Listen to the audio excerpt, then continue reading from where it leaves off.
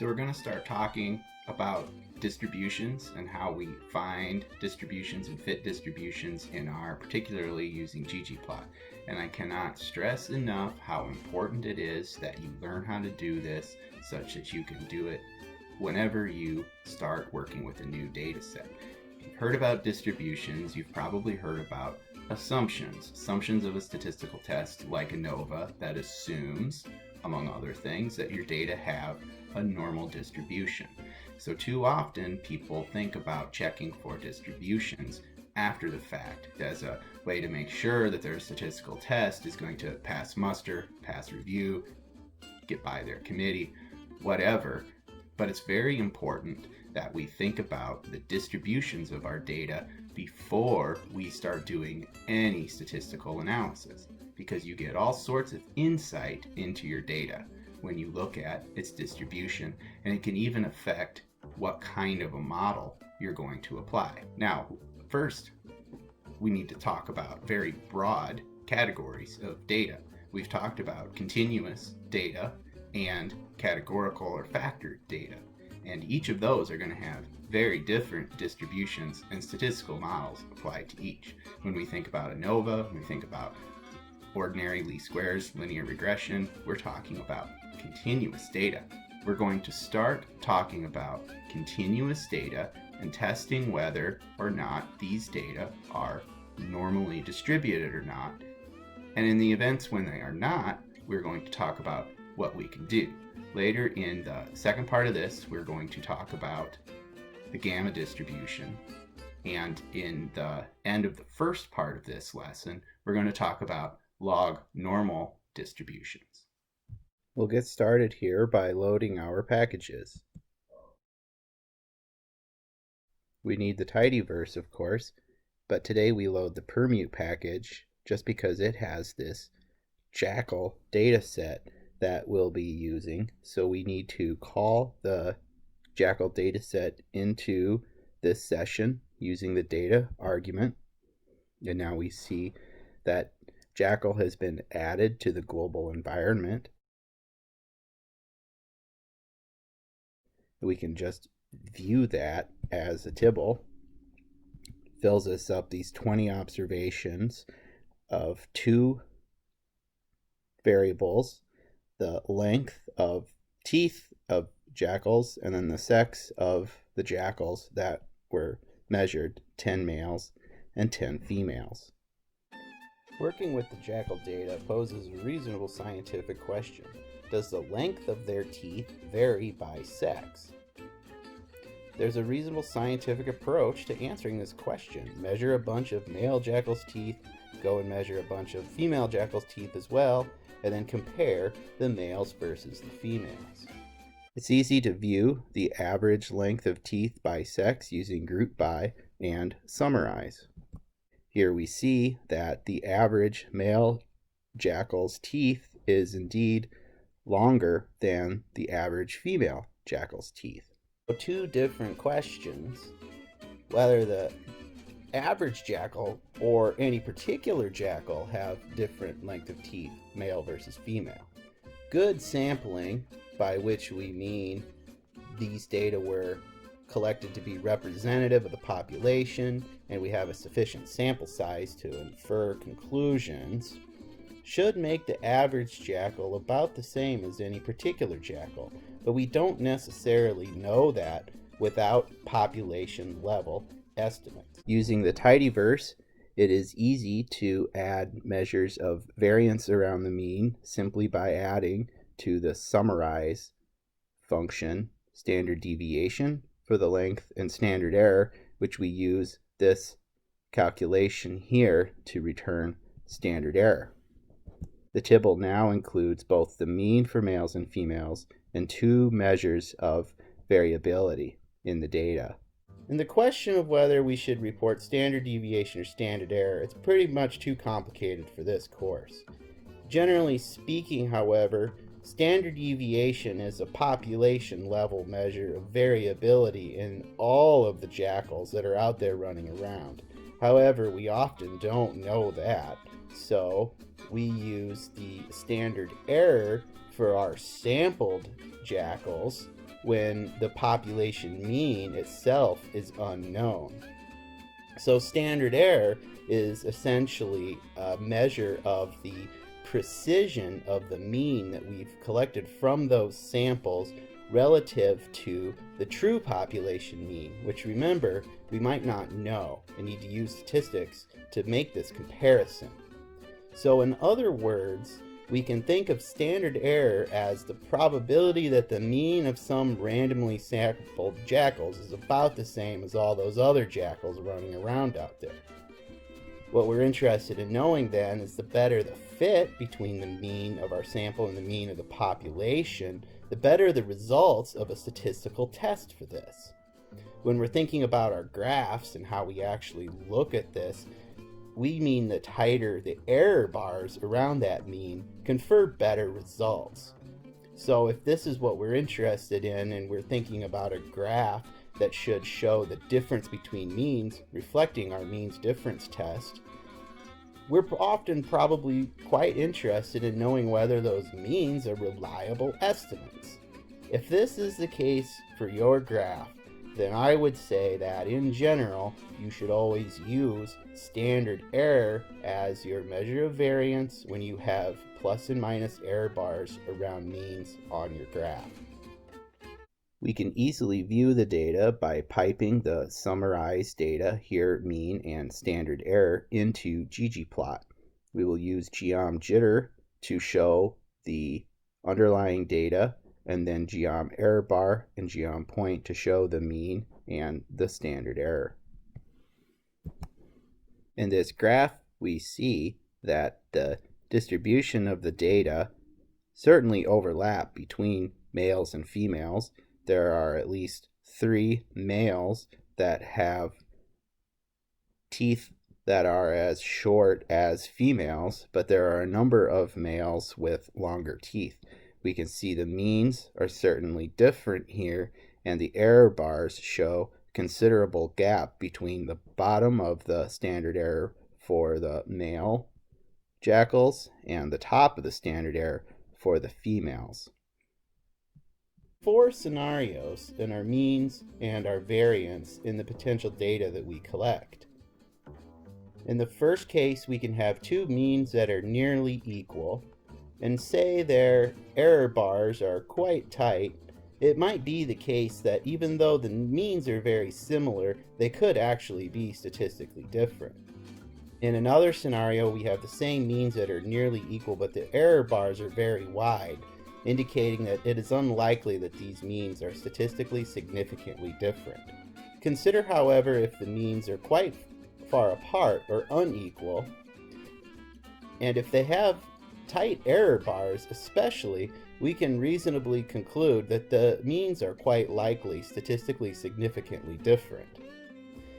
If the means are very unequal, so even if the error bars are wide, it is still quite likely that these means are statistically significantly different. It should be clear that in testing the differences between the means, we rely on analyzing the variance. So even though we're looking for mean separation tests, ANOVA refers to separating those means by the variance. In looking at these data, it is likely that there is a statistically significant difference between the male and female jackals, with the average male or any particular male from the population more likely than not having longer teeth than any other particular female randomly drawn from the population. Most statistical tests, and we're really thinking about ANOVA here, have a number of assumptions. They can relate to how the data were collected, and also about the nature of the data themselves. One assumption of ANOVA and linear regression in general, as ANOVA is a special case of that, is that these data have a normal or Gaussian distribution. We often refer to this as the bell-shaped curve, in which we have a symmetrical alignment of the data around a central axis, with two tails off on either side, such that 50% of the data are on one side of the median or the middle, and 50% of the data lie on the other side of the median. Coincidentally, we also have 50% of the data in this middle section as well. It's referring to the fatness of this curve. And we should see in here a box plot where we have these familiar moments of the data shown graphically. A good distribution plot will include 3 components. You want to have a histogram of your actual data, the data that are in the sample that you're analyzing. We fit that with geom histogram. Secondly, we want to have a density plot, which is an interpolation, an idea of how those data that you've actually sampled might be distributed differently if a different sample was pulled or a larger sample was pulled from the general population. And finally, we fit the theoretical distribution of those data. And this is what your statistical model is going to assume the distribution of the population looks like. 3 primary components to plotting distribution in ggplot. First element is to plot our actual sample data, which we use histograms for and add to the plot using geom histogram. The second component is what I call the implied sample data, where we interpolate the sample data's distribution using a kernel density estimate, which is fit with geom density. The third component is to see the distribution that we assume the general population has based on our sample data, which is calculated with a probability density function. In R, we fit PDFs with these D functions, and if we're fitting a normal distribution, we use D norm. This is fed into the ggplot using stat function. To parameterize ggplot for the distributions, we start with the general call with the data and the aesthetics, and we define the variable of interest as the X variable. This is the response in our models, which would be the dependent variable, and in a graph or a linear regression would be the Y variable, but we're putting it now on the X-axis of our distribution graph. We start with geom histogram. It requires the following aesthetics. We need to know what to put on the Y-axis. We define that as the density, which with these 2 dots on either side mean that it's a calculation of the number of observations at each value on the X-axis, the variable that we gave. We need to tell geom histogram the bin width, or the number of divisions to make in that variable. The width then is the range of each bar in the histogram. If we make the bin width too large, we risk having big bars with big chunks in our graph that fail to show the pattern in the distribution of the data. However, if we make the bin width too small, we have big gaps in the data with skinny bars, and it's likely that R will have to chug a lot to fit the distribution histogram. We like to match the bin width to the magnitude of the data, which would take some practice and playing around, but for the Jackal data, we'll fit the bin width to be 1. We begin by creating a ggplot with geom histogram. This plot shows us the distribution of the actual data. It is given as a density or a proportion of the overall data, such that 5% of jackals in our data set have tooth lengths of 105 millimeters, whereas 15% have probably 107 millimeter long teeth. And 15% also have 110 millimeter long teeth. However, we have no observations of any jackals with teeth that are 109 millimeters long or 115 millimeters long, even though we do have observations on other sides of those gaps. geom density doesn't really require any specific AES. Recall that we've already defined the variable x in the general ggplot call that we started with. However, it is helpful for us to give it an alpha value, which is its transparency. We'll use 0.5 to make it half transparent, and then we can give a color to that transparent area in the kernel density estimate. I often use light blue. These two together make it easy to see the histogram behind the filled area. We use geom density to produce a smoothed interpolation based on a kernel density estimate calculated by the geom.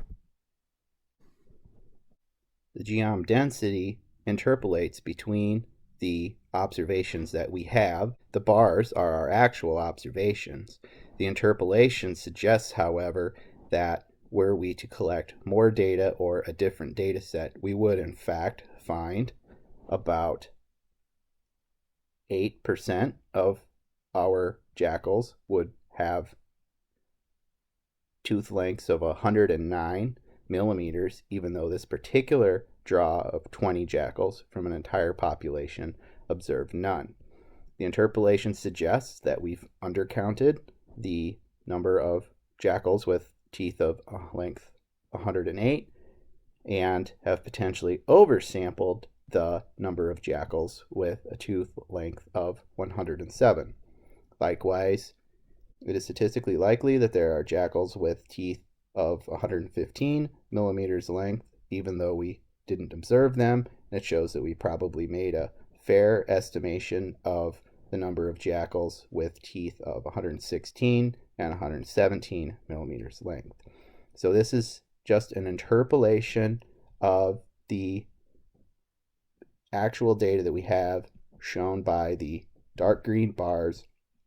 The light blue area just suggests what that population might be were we to have a larger sample or a different sample randomly drawn from the entire population. Finally, with stat function, we have several new arguments to add because stat is adding a calculation to a ggplot that in this case is returned by a specific function. There are other stats. We use stat function. To parameterize stat function, we need to give it the data, again, even if we've already defined it in the general ggplot call. We also need to tell it which function we would like it to chug and plot for us. Because we're doing distributions, we give it our d function, or here, d norm. Stat function needs to pass arguments to the function, in this case d norm. To know what those are, you can look at the help file for dnorm with $dnorm, and we'd see that the dnorm function requires two arguments. It needs the mean and the standard deviation of the variable to show the distribution of. These are called the distribution parameters. All distributions are defined by parameters. It can all be defined by the mean of the variable, represented by the lowercase Greek letter mu, and the standard deviation of that variable, which is often represented by the lowercase Greek letter sigma. Two ways to find the distribution parameters begin with simply calculating the mean and the standard deviation by some pipe using group by and summarize. Alternatively, we can estimate the parameters with an algorithm such as maximum likelihood. R has one in the mass package, which comes with R. It's called the fit-distr function, which requires us to define the data frame that we want to apply it to and the column that represents the single variable to find the distribution of. Finally, we tell it which distribution we would like it to calculate the parameter estimates for. So we need mean and standard deviation to pass the dnorm via the arguments, which we already know are 111 and 3.78 respectively. The arguments are passed in a list that we create with the list function, we simply identify the first variable that we want to send, which is the mean at 111, and then we give the standard deviation, which is 3.78.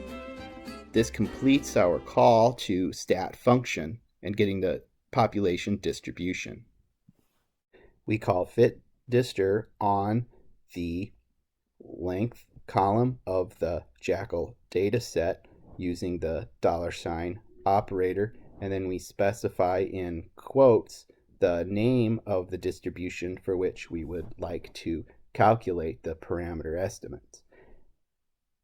Remember, it is typically good form that when we want to use a function from the mass package, especially if we're just going to call it in one instance, we should use the double colon convention to call the function from the mass package without loading it specifically, because there are several functions, particularly in the tidyverse, that mass conflicts with. Now remember, mass comes with R on its default download, but it isn't automatically invoked in each session, so you would either have to call it at the top as a library or in pacman pload, or, as we've said, is preferable, refer to it specifically by the function using the double colon convention. fitDistr returns our parameter estimates, suggesting that the mean of the population is 111 millimeters, and the standard deviation around that mean in the population is 3.78. These are maximum likelihood estimations that show the potential error around these estimations. We add our third component to the distribution graph using stat function. Here we have input the mean and the standard deviation parameters as arguments to dnorm using the list construction. We have derived these parameters from the estimates returned by the fitDistr function.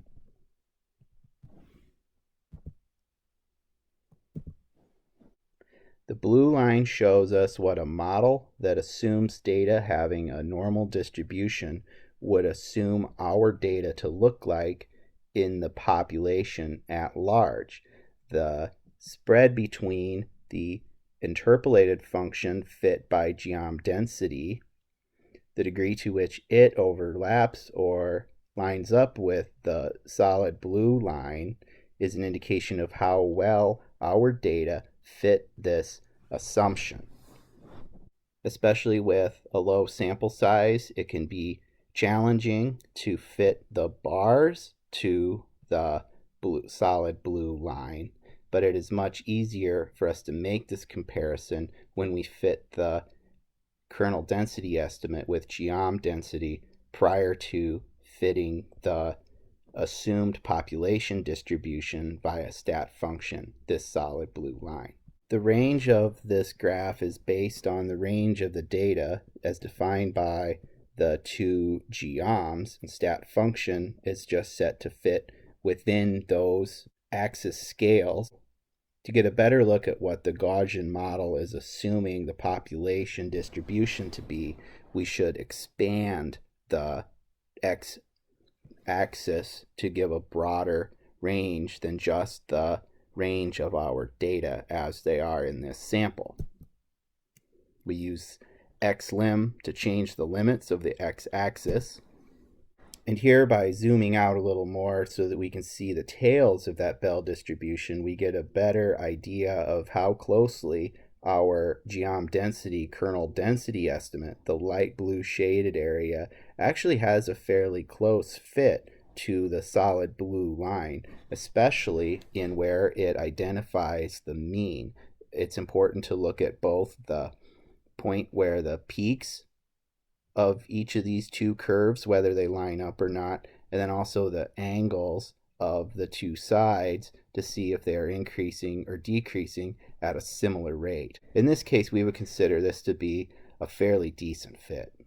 Now, you've probably heard that if your data don't meet the normal distribution, that there are things that can be done to it called transformations that will make your data fit better to the assumption of a bell-shaped curve, that normal distribution.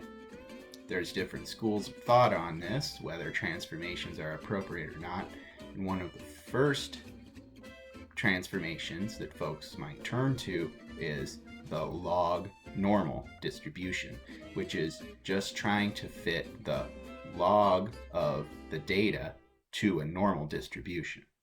Even though that is a fairly decent fit, for the purposes of illustration, we will look here at finding the parameter estimates based on the log normal distribution. Here we can see that by fitting the log normal distribution, we get the mean of the log of the length column and the standard deviation of the log of the length column. Here we see it has been reduced by 2 orders of magnitude, down from 110-ish down to 4.7 for the mean on the log normal scale.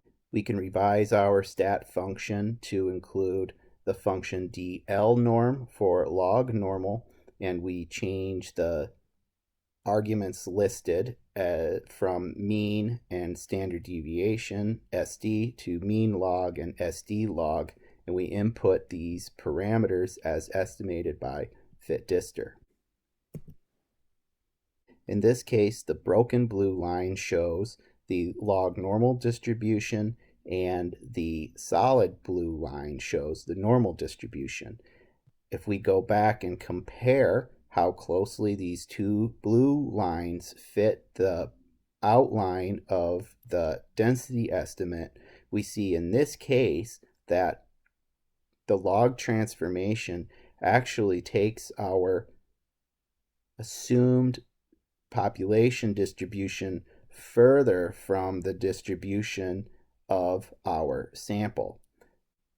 Looking at the matchup between the peak here and the sides of these lines, we would be better off using the normal distribution rather than the log normal distribution.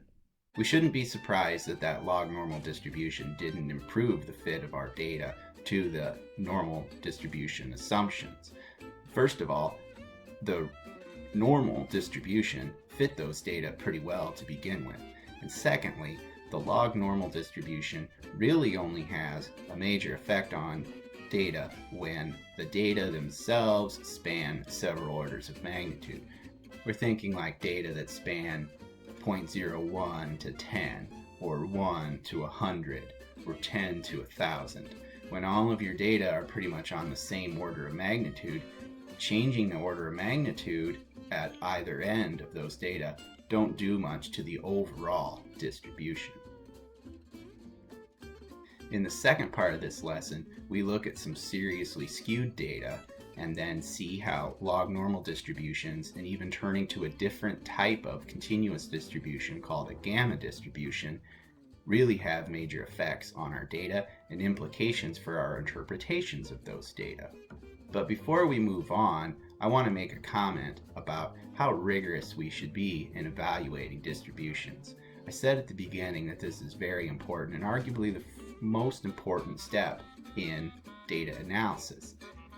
However, that doesn't mean that we need to get carried away about really cranking our data into matching the distributions that our models assume.